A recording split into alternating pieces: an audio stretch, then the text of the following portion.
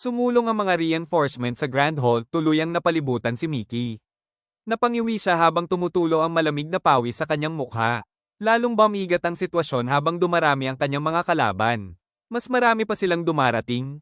Wala nang oras para magdalawang isip tungkol sa paggamit ng trump card ko. Mabilis niyang sinuri ang mga taong nakapaligid sa kanya, sinusubukang tantyahin ang kanilang lakas. Pero agad siyang natigilan. Hindi niya mabasa ng maayos ang kanilang stats. Lahat sila ay may proteksyon laban sa appraisal magic, kaya kaunti lamang ang impormasyong nakikita niya. Lalong naging tensyonado ang atmosphere habang napagtanto ni Mickey na mas delikado ang sitwasyon kaysa sa inaakala niya.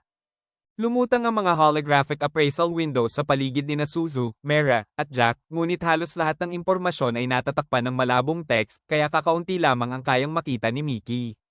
Umalingaw-ngaw ang mabigat na tunog sa buong hall. Nanlaki ang mga mata ni Mickey habang unti-unti niyang napagtatanto ang sitwasyon. Sa likod ng mga corrupted appraisal screens, nanatiling kalmado at nakangisi sina Suzu, Mera, at Jack, parang wala silang pakialam sa pagtatangka niyang suriin sila. Makitid na kumontra ang pupil ni Mickey habang isa-isa niyang tinutukan ang tatlo. Alam niyang kailangan niyang kumilos agad. Kailangan kong hanapan ng paraan para makalusot. Humarap si Ice Hit sa mga bagong dating nakakampi at magalang na yumuko. Pasensya na at pinag-abala ko pa kayo na pumunta rito, pero hayaan ninyo ako na ang humarap sa kanya. Agad namang napangisi si Mera. Hoy, gusto mo bang ikaw lang ang makakuha ng lahat ng karangalan? Sa likuran niya, mabilis na tumango si Suzu. Hindi nag-atubili si Ice Heat. Kalmado lamang siyang umamin. Kung tutuusin, oo. Sa utos ni Malord, ako ang nagdala sa kanya rito, at ako rin ang lumaban para mahuli siya. Nanatiling seryoso ang kanyang mukha habang buong kumpiyansa niyang ipinagtatanggol ang kanyang kahilingan. Tumilim ang tingin ng maid, malinaw ang kanyang determinasyon. Kaya ang hiling ko, hayaan ninyo akong tapusin ang tungkuling ito ng mag-isa. Ngunit agad na sumingit si Jack, bahagyang kumumpas ang kamay. Gets ko naman ang punto mo, pero hindi pa rin tama na ikaw lang ang kumuha ng lahat ng karangalan, di ba? At para rin sa kaligtasan, mas mabuti sigurong sama-sama nating labanan siya. Inayos ni Suzu ang kanyang sandata at mabilis na sinuportahan ang sinabi ni Jack. Tama ka, kuya. Tumingin siya kay Ice Heat bago nagdagdag. At saka, balak mo bang balewalain ang utos ni Lord Light? Agad na itinaas ng maid ang dalawang kamay, pilit na nagpapaliwanag. Huwag mo sanang intindihin ng mali, Locke. Wala akong balak na suwayin siya. Ang totoo, inihanda ni Suzu ang kanyang sandata at malamig na tumingin. Ang totoo, napapikit si Ice Hit habang naalala ang mga nakaraang tagumpay nila. Kayo ni Mera, Jack, at Suzu, nagkaroon kayong pagkakataong magpakitang gila sa mga operasyon sa Dwarven Kingdom at Beastfolk Federation. Napahawak siya sa dibdib, tila nahihiya sa kanyang tunay na dahilan. Pero ako, wala akong gaanong nagawa mula nang mapasuko natin ang mga duwende sa tore. Dahan-dahan niyang binuksan ng mga mata, seryoso ang kanyang ekspresyon. Kaya hinihiling kong umatras muna kayo. Gusto ko ring maipakita ang aking katapatan kay Lord Light. Napatawa ng bahagya si Mera. Napatingin naman si Suzu, halatang nagulat. Samantala, tumango si Jack, tila nauunawaan na niya ang punto ng maid. Kinamot niya ang pisngi bago mahinahong nagsalita. Oo nga, parang wala kang ang gaanong pagkakataong magpakitang gilas kamakailan. Pero kahit kaibigan kita, ayokong pabayaan ang tungkuling ipinagkatiwala sa akin. Bahagyang yumuko ang maid, kinikilala ang kanyang pagiging responsable. Napakatindi naman kung hihilingin kong pabayaan mo ang isang tungkulin para kay Lord Light. Pero sa pagkakataong ito, hindi naman iyon ang hinihingi ko sa'yo. Sumulyap sa likuran si Ice Hit, bahagyang ngumiti habang ipinipilit ang kanyang kahilingan. Hinihiling ko lang na pagbigyan mo muna ang pagiging makasarili ng iyong nakababatang kapatid. Biglang naging full color ang eksena habang tuluyan siyang humarap. Kapansin-pansin ang kanyang pink at asul na buhok at tila nagliliyab ng mga mata. Ngumiti siya ng mapang-asar kay Jack at inilabas ang kanyang huling alas. Siyempre, sasagipin mo naman ako kapag may panganib, di ba, kuya? Napasinghap si Jack. Nanlaki ang kanyang mga mata, tuluyang nabigla sa biglaang pagpapalambing ni Ice Heat. Ngumiti ng malapad si Jack at nag-thumbs up, tuluyang napapayag sa pakiusap ni Ice Heat. Sige. Kung pabor ang hinihingi ng nakababata kong kapatid, paano ko patatanggihan? At syempre, kapag nasa panganib ka, itataya ng kuya mo ang buhay niya para protektahan ka. Napatingin si Mera sa kanilang dalawa, tuluyang natulala at pinagpapawisan sa gilid. Hindi siya makapaniwala sa ginawa ni Ice Heat. Isinantabi niya talaga ang pride niya para makuha ang gusto niya. Sinong mag-aakalang sobrang desperado pala siyang magkaroon ng pagkakataong lumaban? Matapos makuha ang pagsang-ayon ni Jack, bumaling naman si Ice Hit kay Suzo at nag-alok ng kapalit. Suzo, nag-aaral ka ng magluto, di ba? Para makapagluto ka rin para kay Lord Light balang araw.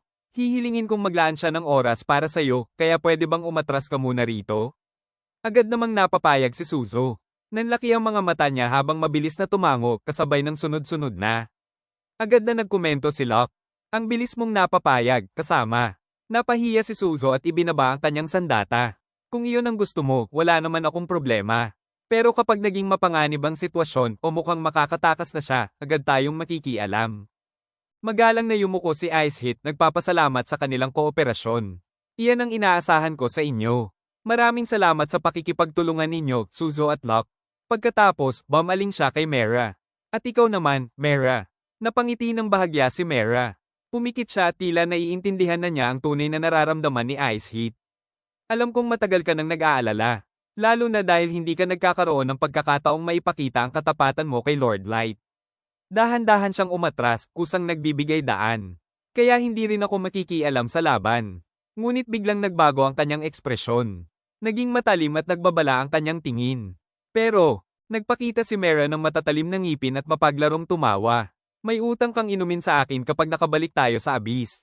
Napangisi si Ice Hit, agad na tinanggap ang kondisyon. Isa lang, hindi. Uminom ka hanggang mabusog. Mahina ngunit taos puso siyang nagsalita. Salamat sa inyong lahat. Isa-isang umatras sina Mera, Jack, at Suzo, iniiwan si Ice Hit na mag-isa sa gitna ng Grand Hall. Ngayon, silang dalawa na lamang ni Mickey ang magkaharap. Naging tahimik ang paligid habang muling umigting ang tensyon bago ang kanilang laban. Biglang sumabog ang double page spread sa matitingkad na kulay at napakalakas na aura. Naglalagablab ang apoy sa kanyang kanan habang kumikislap naman ang nagyayelong frost sa kanyang kaliwa. Buong katawan ni Ice Hit ay napalibutan ng nagliliyab at nagyayelong enerhiya, malinaw na inilalabas na niya ang kanyang full power. Malakas niyang pinagbangga ang kanyang armored gauntlets habang matalim na nakatitig kay Mickey. Ako si UR Frozen Firestorm Grappler. Ice Hit, level 7,777. Mabigat ang kanyang presensya habang buong kumpiyansa niyang ipinakilala ang sarili, handang harapin si Mickey ng buong lakas. Nabiyak ang sahig sa ilalim ng kanyang mga paa, kumalat ang malalalim na bitak habang nagsiliparan ang mga tipak ng bato at debris. Nagliyab ang apoy sa isang panig ng kanyang katawan habang nagyayelong enerhiya naman ang bumabalot sa kabilang bahagi. Buong lakas niyang pinakawalan ng kanyang fire and ice aura habang rumaraga sa pasulong sa napakabilis na bilis. Here I come. Diretso siyang tumingin kay Mickey, handang simulan ng matinding labanan. Sumabog ang nakakasilaw na enerhiya sa buong hall kasabay ng napakalakas na tunog. Kumalat ang shockwaves habang pinapakawalan ni Ice Hit ang kanyang kapangyarihan. Napatingin si Jack at namangha. Wow! Napasinghap naman si Suzo, nanlalaki ang mga mata sa gulat. Samantala, mapanganib na napangisi si Mera. Lalong bumigat ang pressure sa paligid. Natigilan si Mickey, tumutulo ang malamig na pawis sa kanyang mukha habang hindi makapaniwala sa napakalakas na enerhiyang rumaragasa diretso sa kanya. Ano ba tong lakas na to? Biglang huminto si Ice Hit. Umikot ang usok at matinding init sa paligid niya habang nanatili siyang nakatutok kay Mickey mula sa kabilang dulo ng hall. Ngunit sa halip na agad umatake, napalingon si Mickey sa mga taong nanunood. Nanginginig ang kanyang boses nang tila may bigla siyang naalala. Ikaw. Lumipat ang eksena kay Suzo na mahigpit na hawak ang kanyang rifle at nakahandang kumilos anumang oras. Muling nagsalita si Mickey, halatang hindi makapaniwala. Suzo ang pangalan mo? Sa isang iglap, tuluyang nakalimutan ni Mickey ang laban. Biglang naging full color ang eksena habang namumuo ang mga luha sa kanyang mga mata. Na-inlove ako sa iyo sa unang tingin. Please, nakikiusap ako. Maging asawa kita o ako ang maging asawa mo. Kahit mami mo na lang. Please, biglang tumigil ang buong hall. Natigilan si Suzo, hindi makapagsalita. Napakurap si Jack, halatang walang maintindihan. Samantala, sina Mera at Ice Hit ay nakatitig lang kay Mickey, parehong tuluyang nalito sa biglaang confession. Sa pagpapatuloy ni Mickey sa kanyang walang preno na paghanga kay Suzo, lalo lamang siyang napailing sa dami ng papuring ibinabato niya. Ang misteryosong buhok at kumikislap mong mga mata. At ang cute mong aura, grabe, ang lakas ng dating mo. Nanatiling tulala si Suzo, halatang hindi alam kung paano tutugon. At iyong eleganteng style mo? Kahit mula rito, kitang-kita na ang sobrang lakas ng presence mo. Habang patuloy sa kanyang walang katapusang papuri si Mickey, lalo namang naging awkward ang buong hall. Oh, may makakapigil ba sa kanya? Lalong naging excited si Mickey nang makita ang resulta ng kanyang appraisal. At isa ka palang double gunner. Grabe, pati skill set mo sobrang kakaiba. Halos gumulong-gulong siya sa sahig sa sobrang excitement. Kaya pala ang lakas ng dating mo. Talagang one of a kind ka.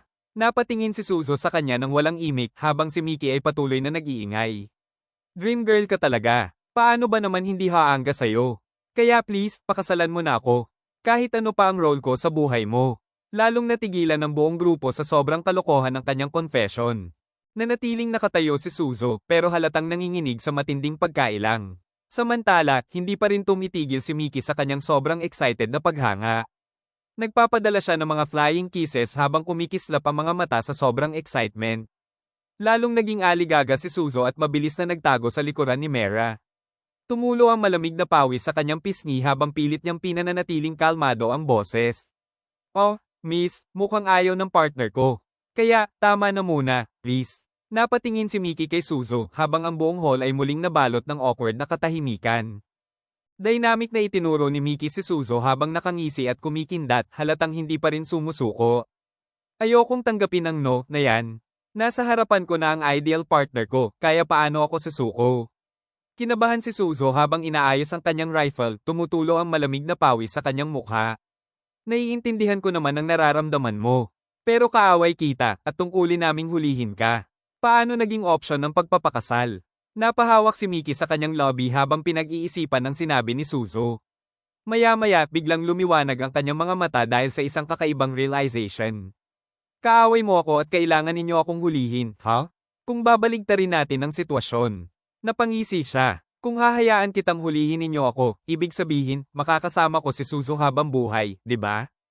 Sa likuran, napakamot si Jack sa ulo, tuluyang hindi maintindihan ang pinagsasabi ni Mickey.